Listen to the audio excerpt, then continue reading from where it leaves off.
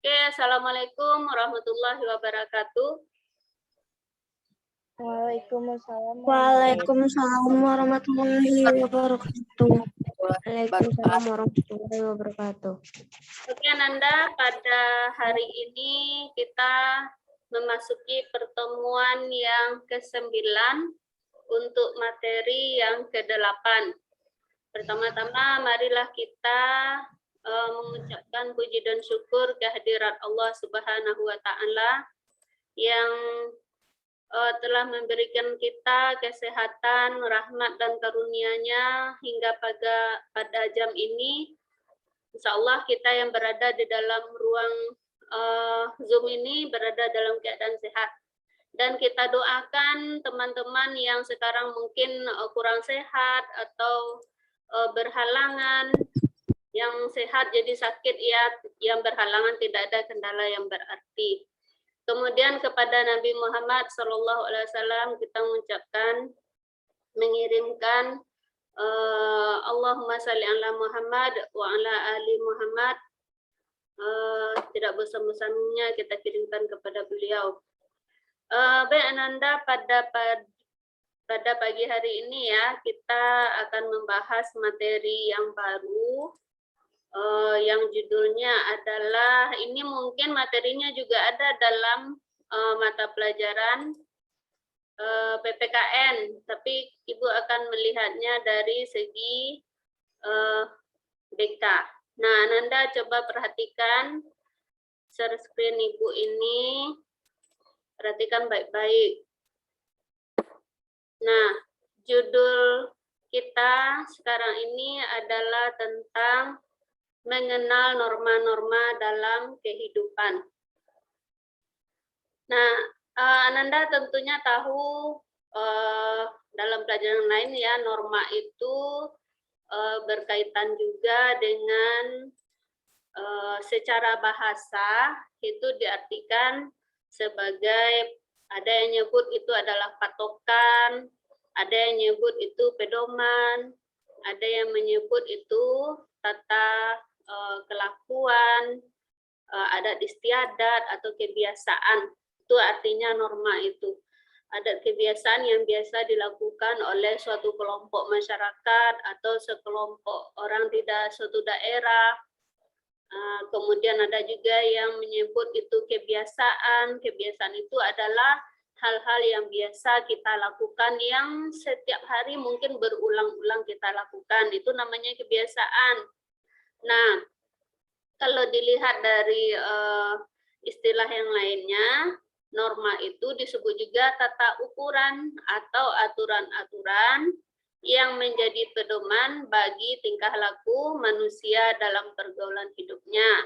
Di norma itu menyangkut dengan aturan-aturan saja. Nah, jangan disamakan pula dengan pedoman hidup kita ya. Pedoman hidup kita adalah Al-Quran dan hadis.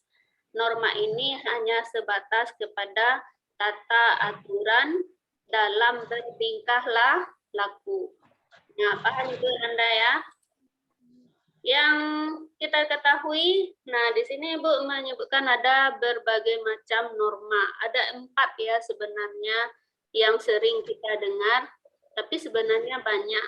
Nah, Ibu akan membahas 4 itu saja.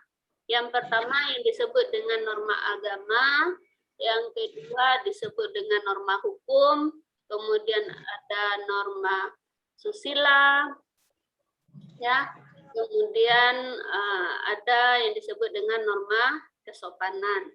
Yang pertama norma agama. Nah, norma agama itu apa?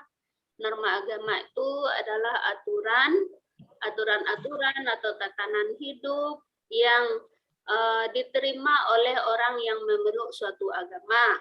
Nah, agama itu tentunya berisi peraturan-peraturan, ada perintah, ada larangan, yang semua itu berasal dari, kalau kita nih sebagai orang Islam, norma agama kita adalah agama Islam.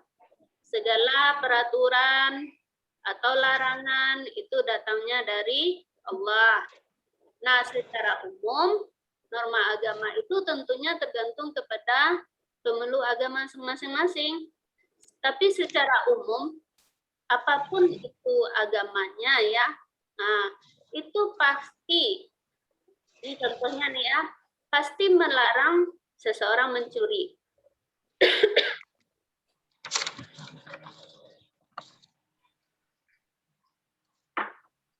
Nah, pasti dilarang mencuri apapun itu agamanya. Yang kedua, kalau kita orang Islam, orang Islam wajib mengerjakan sholat 5 waktu. Nah, itu norma agama. Kemudian agama apapun itu pasti mewajibkan anaknya atau istrinya berbakti kepada kedua orang tua. Nah, itu. Kemudian menuntut ilmu. Menuntut ilmu itu wajib. Agama apapun itu menyuruh umatnya untuk menuntut ilmu. Apalagi agama Islam ya. Agama Islam ayat yang pertama turun saja surat Al-Alaq ayat 1 sampai 5. Iqra ya. Iqra artinya bacalah. Ya. Jadi kita disuruh membaca apapun itu yang tersirat, yang tersurat, yang kita lihat dalam kehidupan sehari-hari, pengalaman sehari-hari. Kalau dijadikan itu pembelajaran, nah itu namanya kita sudah membaca, kita sudah belajar. Nah, kemudian ada lagi hadis Rasulullah yang menyuruh kita untuk menuntut ilmu itu. Mungkin Anda sudah belajar itu ya. Kalau tidak salah bunyinya seperti ini, utulubul ilma minal mahdi ilal lahdi. Tentulah ilmu itu mulai dari ayunan sampai ke liang lahat. Atau talabal ilmi faridatun ala kulli muslimin wa muslimah. Menuntut ilmu itu wajib bagi muslim dan muslimah. Itu norma yang pertama. Yang kedua yang disebut dengan norma hukum. Norma hukum itu apa? Norma hukum itu adalah aturan tatanan hidup yang dibuat oleh lembaga kekuasaan negara. Jadi lembaga kekuasaan negara itu seperti apa? Mungkin anggota DPRD atau MPR atau wali kota, gubernur, itu adalah lembaga negara, lembaga kekuasaan negara. Nah, aturan-aturan itu dibikin untuk masyarakatnya. Nah, jadi kita yang berkedudukan sebagai masyarakat itu wajib mengikuti norma hukum atau peraturan-peraturan yang sudah dibuat oleh lembaga negara. Nah, apa contohnya norma hukum yang berisi peraturan yang dibuat oleh negara? Contohnya nih, sering kita baca nih ya, barang siapa yang membuang sampah dengan sengaja di tempat umum, itu didenda 50.000 atau hukuman sekurang-kurangnya 1 bulan penjara. Nah, itu norma hukum. Siapa yang membuat? Ya lembaga negara. Mungkin wali kotanya yang mengedarkan aturan seperti itu, mungkin anggota DPRD-nya yang mengeluarkan seperti itu. Nah, di daerah lain mungkin lebih tinggi, mungkin dendanya 3 juta, bisa jadi hukum kurungannya 3 bulan. Nah, itu berbeda-beda di setiap daerah. Yang jelas yang membuatnya adalah perangkat atau lembaga negara. Nah, ini lagi, misalnya dilarang membunyikan petasan. Jika dilanggar denda 100.000 atau hukuman kurungan 2 tahun penjara. Nah, bisa jadi seperti itu kan, wali kotanya melalui DPRD-nya mengeluarkan peraturan seperti itu. Kenapa? Karena banyak yang membunyikan petasan, apalagi di bulan Ramadan. Nah, dibuat peraturan seperti itu oleh pemerintahnya. Siapa yang membunyikan petasan di dalam bulan Ramadan mengganggu orang dalam beribadah, itu dikenakan denda. Dendanya bisa berupa uang atau berupa kurungan.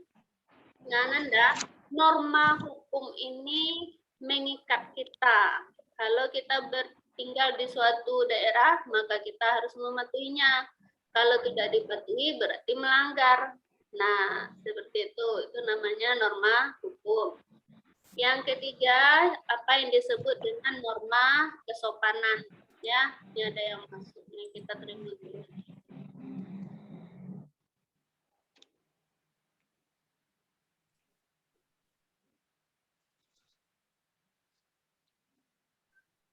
Nah, ada lagi nih yang ketiga disebut dengan norma kesopanan. Norma kesopanan itu adalah aturan-aturan atau tata hidup yang timbul di dalam masyarakat. Nah, norma itu juga mengikat masyarakat di sekitarnya.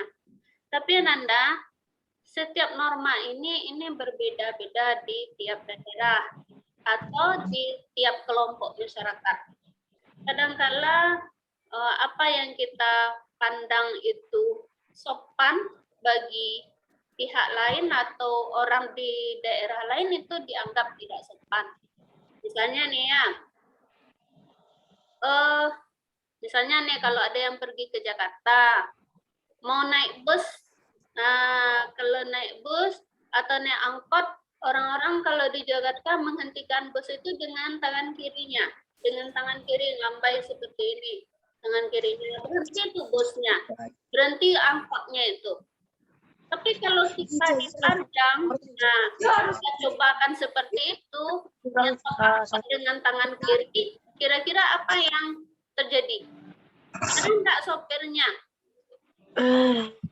Marah ya, pasti marah itu, mungkin keluar kata-kata mutiaranya, kata-kata kotornya kalau kita nyetop angkotnya bus dengan tangan kiri. Tapi kalau di Jakarta itu biasa aja, memang sama tangan kiri mereka, malahan kalau kita nyetop dengan tangan kanan itu jadi aneh. Ya, itu norma kesopanan. Jadi norma ini berbeda-beda di tiap daerah. Ya, kalau kita di Minang itu beda lagi. Kalau orang di Tapanuli itu beda lagi norma kesopanannya. Ya, jadi istilahnya kalau di Minang, di ma bumi dipijak, di situ langit dijunjung. Nah, di ma berada apa norma yang ada di lingkungan masyarakat kita itu kita jalani. Apa contohnya? Misalnya orang tua menyayangi yang muda menghormati yang tua. Ini yang lazim ya, yang umum, yang di tiap daerah itu norma kesopanan ini berlaku. Kemudian bersikap ramah ketika temu dengan orang lain, apalagi itu kakak kelas, apalagi itu guru, apalagi orang tua kita, bersikap ramah. Ini norma yang umum ya untuk kesopanan. Yang ketiga ini, jangan memotong pembicaraan orang lain. Nah, kalau kita kembali kepada adab, kan juga dilarang dilarang memotong pembicaraan orang lain.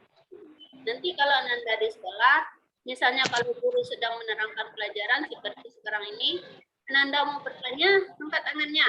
Nah, Bu mau tanya, itu namanya sopan. Tapi kalau gurunya lagi menerang pelajaran, terus kamu langsung aja gitu ngomong nyerocos, nah itu bisa dikatakan melanggar norma kesopanan. Dalam pertemanan juga seperti itu, ada yang bertiga berteman, ada yang berempat berteman, jarang-jarang ketemu mungkin ya, jarang-jarang ketemu, semuanya serempak mau bicara. Nah, yang seharusnya gimana? Giliran untuk berbicara. Jangan memotong pembicaraan orang lain. Karena mungkin dalam pembicaraan orang itu ada sesuatu yang penting. Ketika kita memotong pembicaraannya, jadi hilang nggak ngerti apa yang mau diomongin lagi. Nah, norma kesopanan yang lain contohnya adalah tidak makan sambil berbicara.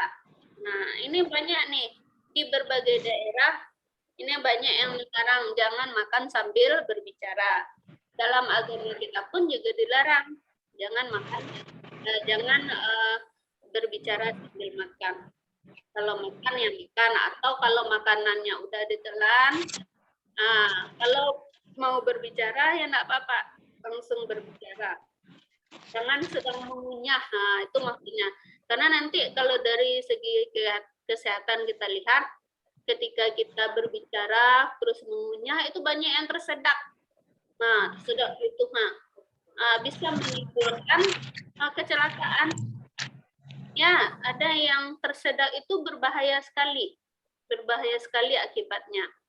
Nah, itu mungkin hikmah-hikmah yang mana kita dilarang makan sambil berbicara. Nah, itu norma kesopanan ya. Kemudian yang keempat nih, norma kesusilaan. Norma kesusilaan itu peraturan hidup bermasyarakat yang berasal dari hati nurani. Nah, berasal dari hati wakwa. Nah, kata orang kan seperti ini, jangan membohongi hati nurani, jangan mengingkari kenyataan, jangan berpura-pura. Itu berasal dari hati nurani. Apa contohnya? Tidak boleh membohongi orang lain. Nah, membohongi itu kan berkenan dengan hati kita, dengan suara hati. Ketika kita berbohong, mungkin setelahnya kita menyesal. Nah, itu artinya kita mengingkarinya hati nurani kita. Yang kedua, kita harus menolong orang yang kesusahan. Nah, itu juga makanya banyak timbul sifat-sifat sosial di dalam masyarakat. Nah, apa contohnya ini? Ketika ada mungkin temanmu yang sakit, yang tidak datang ke sekolah, atau walaupun daring dia tidak muncul-muncul di online, tidak ada ngambil absen, tidak ada memberikan tugas, guru menyapa di grup tidak dijawab, menghilang saja, ternyata sakit, ternyata ada kemalangan. Nah, itu kita bisa bantu setidak-tidaknya dengan doa. Yang ketiga, jangan sombong kepada orang tua. Nah, ternyata mungkin ada juga yang sombong kepada orang tua ya, sehingga tidak mendengarkan apa yang disampaikan oleh orang tua. Nah, kita tahu orang tua kan tidak ada yang menyampaikan hal-hal yang membawa mudarat ke anaknya. Tidak mungkin kan orang tua kita ngomong supaya kita jadi jelek, supaya kita berperilaku yang negatif. Ada yang seperti itu. Nah, jadi yang sombong itu gimana? Yang tidak mau dengerin kata orang tua. Nah, Nanda, itu norma kesusilaan yang ada. Nah, yang terjadi di dalam remaja gimana? Nah, untuk anak-anak yang seusia kamu ini, apa yang sering terjadi? Nah, banyak itu norma-norma yang Ibu sebutkan tadi yang diabaikan. Apa contoh pengabaian yang sering remaja Ananda mungkin pernah melakukannya? Misalnya dari segi norma agama, malas puasa atau berat melakukan puasa padahal udah balik, disuruh sholat nggak mau padahal udah balik. Nah, ketika kita sudah balik, berarti tanggung jawab ibadah itu ada pada diri sendiri. Berarti itu kalau ibadahnya adalah fardu ain. Dari segi norma susila, yang mengingkari hati nurani itu banyak. Ada yang durhaka kepada orang tua, bermusuhan dengan saudara, selalu membantah kata orang tua, membantah kata guru. Nah, itu artinya kita sudah melanggar norma susila. Nah, setelah ini Ibu berharap Ananda tidak ada lagi melanggar norma susila ini. Kalau guru bertanya, tolong dijawab. Ini ada nih di grup, Ibu cari si itu ya namanya, tidak ada yang menjawab. Tidak ada yang merespon. Padahal yang baca banyak, banyak yang baca. Nah, itu ada tuh guru yang menyampaikan ke Ibu. tugasnya nggak lengkap, terus dijapri sama gurunya, hanya dibaca saja, tidak dijawab, tidak direspon. Kira-kira gimana tuh seperti itu? Kalau guru sudah menjapri itu seharusnya kamu senang itu. Tandanya guru perhatian sama kamu. Ya, berarti guru itu ada perhatian sama kita. Terus kenapa tidak direspon? Hanya dibaca saja. Nah, jangan sampai seperti itu, namanya sombong kepada guru ya. Kemudian norma kesopanan ini juga banyak nih. Berjalan di depan rumah tidak ada bersapaan. Lewat orang tua teman kita diam aja. Tidak disapa. Nah, itu kan nanti kalau kata orang tua itu anak siatu sombong banget. Tidak sopan misalnya. Itu salah satu indikasinya tidak mau menyapa orang-orang dewasa yang kita kenal.